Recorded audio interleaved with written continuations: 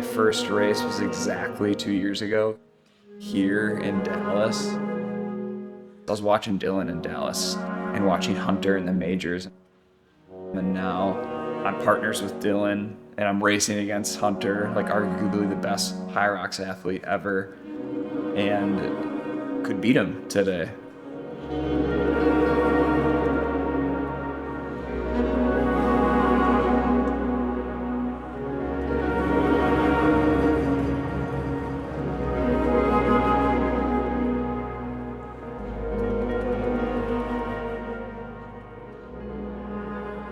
So we're at Hyrox, Dallas, day 3.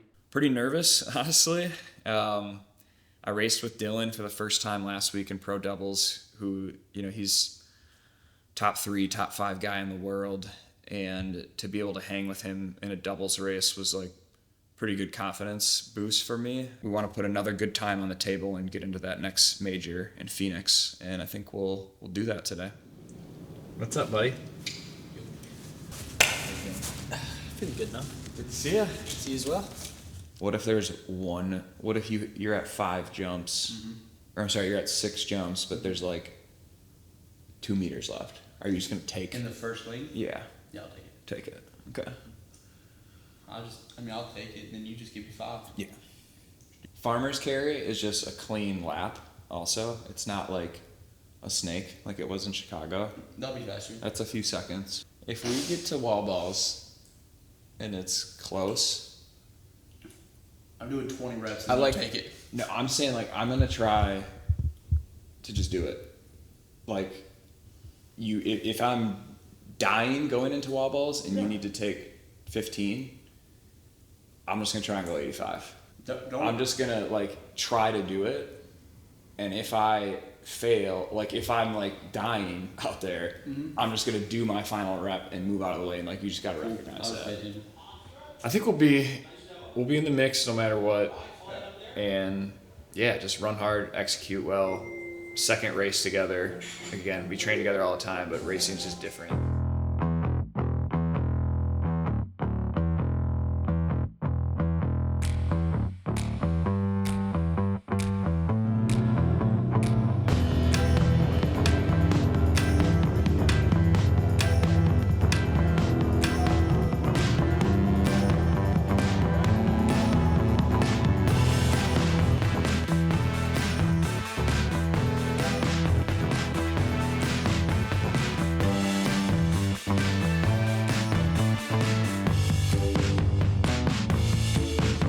Got to the sled push and it just did not feel like it was moving very fast. And I looked over and saw Hunter just running with that thing basically.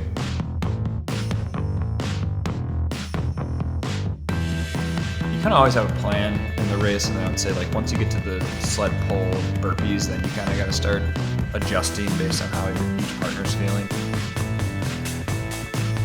I think we lost about 40 seconds total on the sleds to those top 2 guys.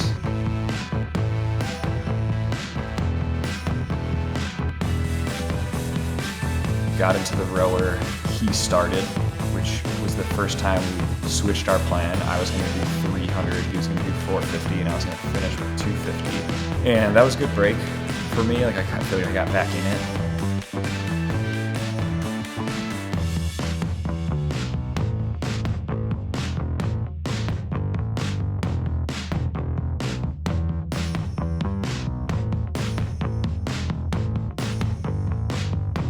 We were running really hard on the 8th run and got into wall balls. And the last 50 meters of that run, I was hurting bad, but I just told him I'm starting.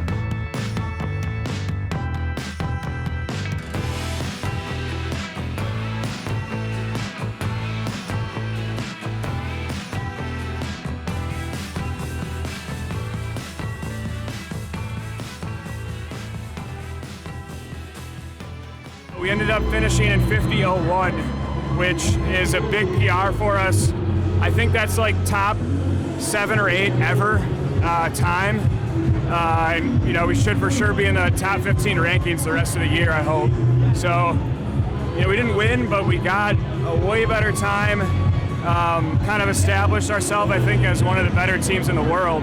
So it's a great step. We still got to find a day where we're both feeling great on the same day. And I think we can be even better, like 49-40, 49-30 in that area. The two big goals were qualify for Elite 15 doubles with Dylan. We did that, so we'll be racing Phoenix. 2 is qualify for this American Regional in DC. That was not for sure yet, but it's like most likely we'll be in that. So those are the two big things that I wanted to accomplish, and should be pretty safe for both of those. That race schedule in fall was like, end of September, end of October, and there were like 3 races within 5 weeks, I think, total. A solo race, a doubles race, and a doubles race.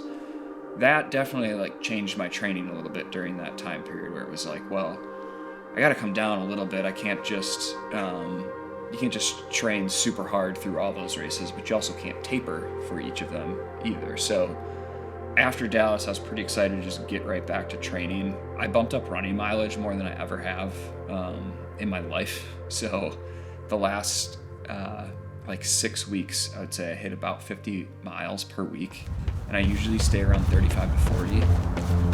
When I'm running, I think a lot, and I think about the Phoenix race, the DC race. Like, I just have it in my head. It's just like, it's one thing to say, like, oh, I want to qualify for Phoenix. I want a podium at Phoenix. I want a podium at DC. It's another to, like, do the work required to get there and to even put yourself in that position. And I will literally just tell myself, like, in my head, if I'm feeling like, well, I could just run like 7 miles today instead of the 10 I need to hit 50 miles a week. And it's like, anyone, as good as you are, you're going to have those thoughts creep in. But for me, it's just, I always come back to like, well, how bad do you actually want to like do well in DC or Phoenix? Like, how bad do you want this?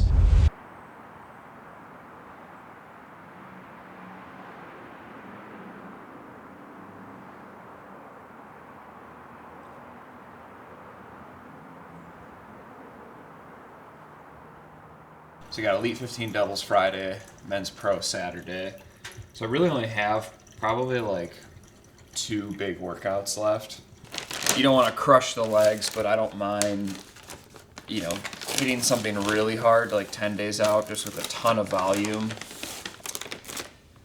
Especially in like the quads, like lower body, just like, kind of crush them one more time before race day, because 10 days is plenty of time to recover. So I'm going to do a workout that will touch on the row, the ski, lunges, and burpees, and then I'll kind of finish with like a 10-minute wall ball EMOM. That'll be 200 wall balls total. A big focus for me in training has been like, I need to be able to tolerate a lot of volume. That's kind of already the case in like a solo Hyrox, but just with the back-to-back days, Friday, Saturday, and the way Dylan and I split the doubles race, wall balls is kind of the only station where I take more of the work, just because that makes sense based on our cycle rate and kind of where our strengths are. So in the weekend, I'll have to do, probably like 175 wall balls within 24 hours. So I've been hitting that in training a ton, where I'm getting 200 to 250 wall balls in a single workout, and it sucks. It's not very fun. Quads are usually torched the next day, and shoulders too, but eventually if you do that enough times, like, your body gets used to it. I think a lot of people just fall into this trap of like working moderately hard every day, and they're never really pushing like their top gear and then allowing their body to recover and adapt. It's like to get better, you have to stress the body and force it to adapt. It's not always just total hours equals better output. Sometimes it's just like smarter training. And I think you have to like earn the right over time to be able to put in these massive weeks of training.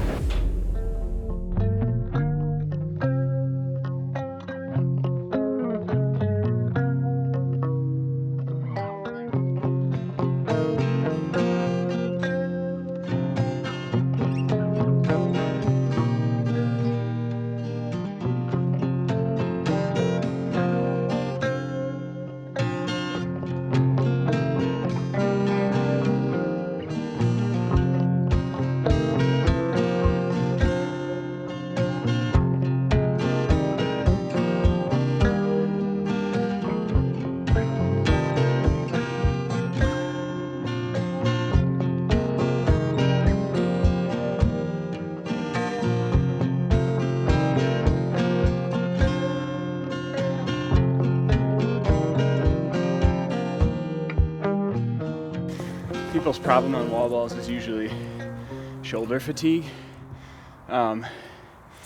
because like the wall ball isn't that heavy for squats, right? Like anyone could go just put 20 pounds on their back and squat 50 to 100 times, but it's the pushing the ball shoulder press in front of you 100 times.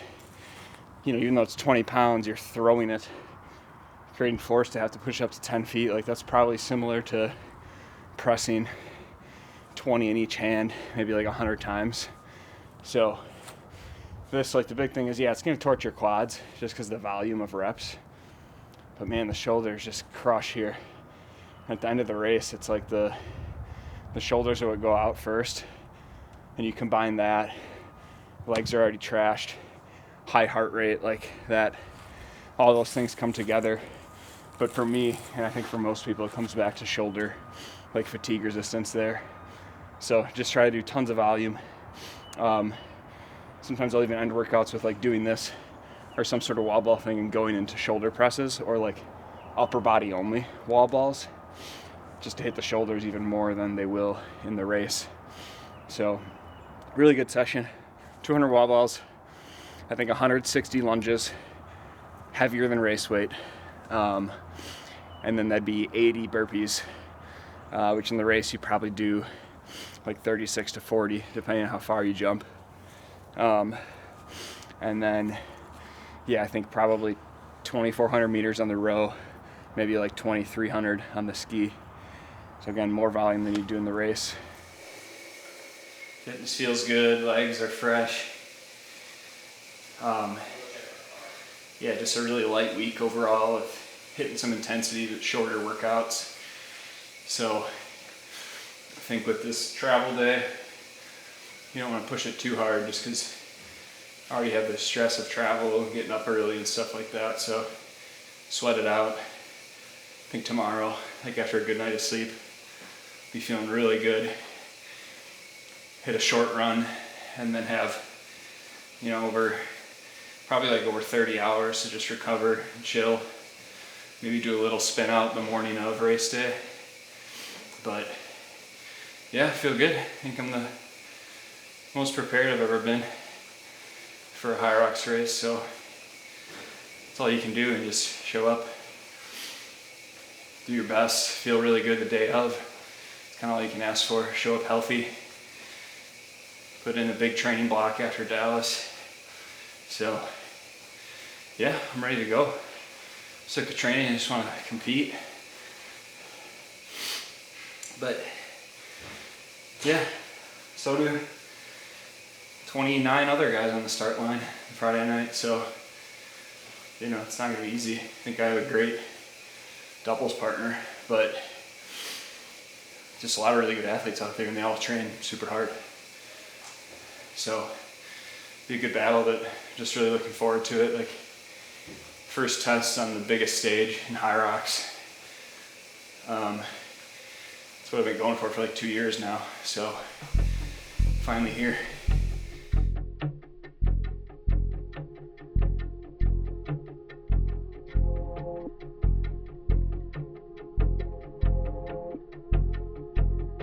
Alright, we'll see you later.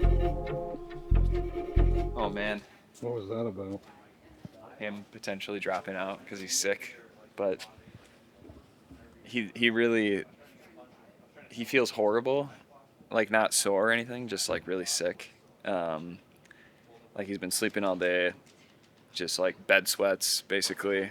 But he still has to go do like some media obligations that he has from sponsors. So he's gonna hop on the bike in like a couple hours, see how he feels. And he originally set up his metrics just look horrible, and he feels horrible that he's probably going to need to drop. With the thought of like he doesn't want to compromise my solo race tomorrow by just making me kind of like go out there and take 15th tonight with him and not really have it mean anything. But I told him like I would rather go run and take 15th than drop out and just like save myself for tomorrow. So I was already planning on like feeling like shit tomorrow anyways during the solo race. So I don't mind if we go out there and try it and he just doesn't have it. Like, it is what it is, you know? I think dropping out, you know, ultimately if he needs to, that's fine.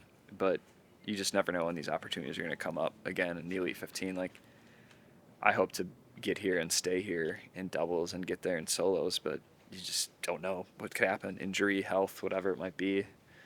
So I'm thinking we'll still give it a shot, but there's still a chance he just might not be able to go.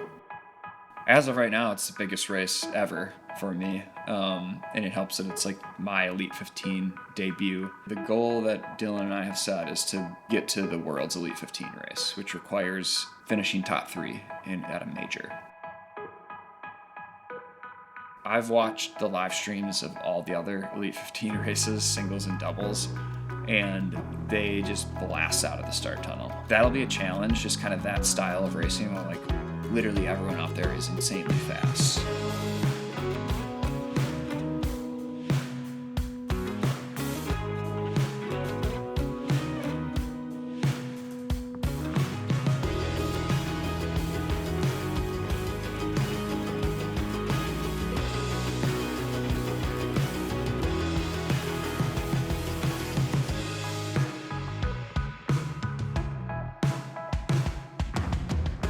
The intensity level is just higher for everything.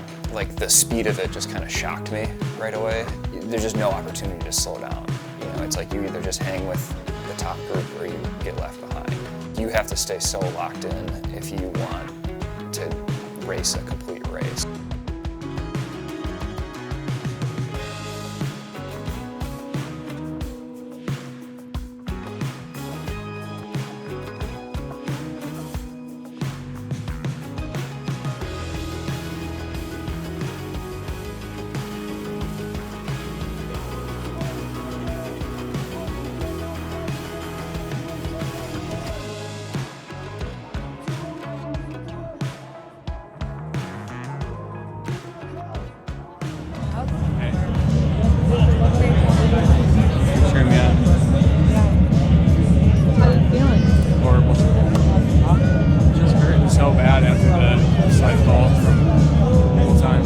It was very, very hard, but good experience. Like, it's just such a different level out here. Like, you can't pull away from anyone, and you can't really create separation because it's just everyone's so good at running. So I think that's kind of the biggest takeaway for me is it's just like it always comes back to the run, like where we can get time. But yeah, good experience. I mean, we took, I think, 5th overall. Like, you know, made some money. Like, good first race out here. You know, we'll have more opportunities. Like, it's just kind of funny. Like, we thought Dylan was going to be sick and I had to carry him today, but he ended up just being superhuman per usual. So we'll be back. I know he still has confidence in me, and I think we'll be back right away in DC. A little disappointed now, but we'll come back better. And you know, I know I'll be better. I know he's about as reliable as it gets. Now it's okay. What does it take to get the next step, right? Like, each step climbing is just going to get a little bit harder each time because the top group is just so good. I think Dylan and I have a shot to be podium contenders at the highest level, and maybe even world champs someday.